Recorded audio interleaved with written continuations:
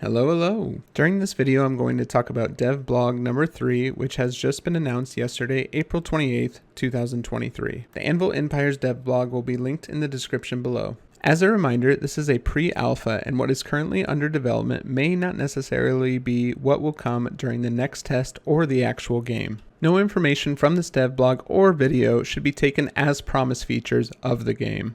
Let's get right into it. Blacksmithing. Blacksmithing is one of the first activities that may be coming to the next pre-alpha test. It will of course be in its experimental stage during the pre-alpha. Like any crafting trait, blacksmithing will involve a chain of tasks necessary to forge weapons, tools, and other items. As stated during this devblog, as your settlement grows, as will your blacksmith's capabilities and efficiency. This may include mass production of weapons for your armies. During the last pre-alpha test, it took us ages to create armor and weapons for us to attack our enemies. I hope that this will speed up the process. Like most crafting stations, you will need to build a specific building for a forge to be placed. This will take multiple types of equipment like your anvil, forge, and quenching station. I found this to be very similar to Valheim and how you can set up their crafting stations. Making items is similar to any other crafting game. First you go gather your iron, then you put that iron into a furnace, then you place that refined iron into a forge, shape your refined irons into a blade at the anvil, and then finally cool the blade at the quenching station. So far this sounds very involved, and that you might be able to specialize in blacksmithing, which I think would be really cool. It'd be like specializing in facilities right now in Foxhole, and you would be the main go-to person for supplying your army with weapons. At the end of the explanation, they hint that more advanced methods of blacksmithing could be introduced. I'm wondering if that's going to be stronger swords, better weapons. It'll be interesting to see what that looks like. What are you hoping they implement with blacksmithing?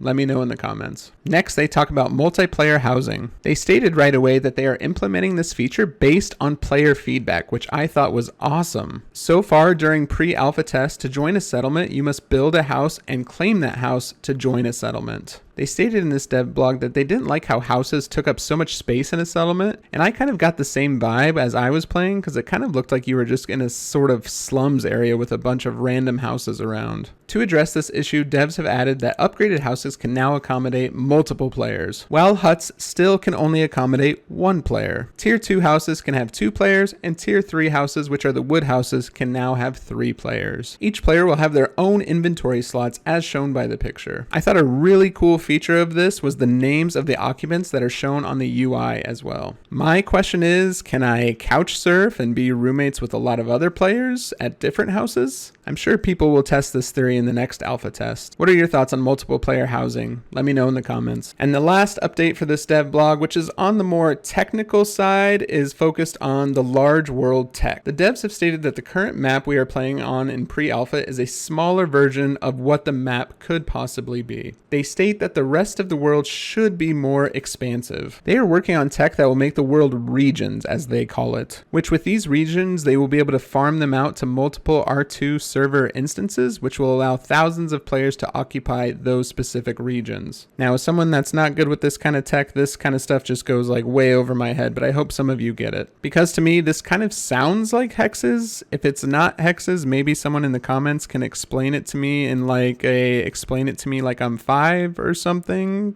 Thank you. I mean, from what the devs describe in the post is that Anvil's regions will be much different from hexes. You will be able to walk through these regions without loading screens in the right conditions, as they've stated, which again makes me more confused. But ultimately, they said that this technology is under development, so this is a great time to remind you that this is still pre-alpha, and this could all look very different when the game is fully released. And remember, I'm just here to give you an update on everything Anvil Empires related, so please don't shoot the messenger if I get any of this wrong. And that is all from the current devblog for update number 3 for Anvil Empires. Thank you all so much for watching. Remember to hit that subscribe button for all Anvil Empire news and content. Let me know in the comments what you thought about blacksmithing, multiplayer housing, and the map changes if you understood any of it. And just let me know what you are most excited for with Anvil Empires. Remember to add Anvil Empires to your wish list on Steam and to join the Anvil Discord. The new pre-alpha dates have been set, so join the Discord so you don't miss the invites. Can't wait to see you all out on the battlefield.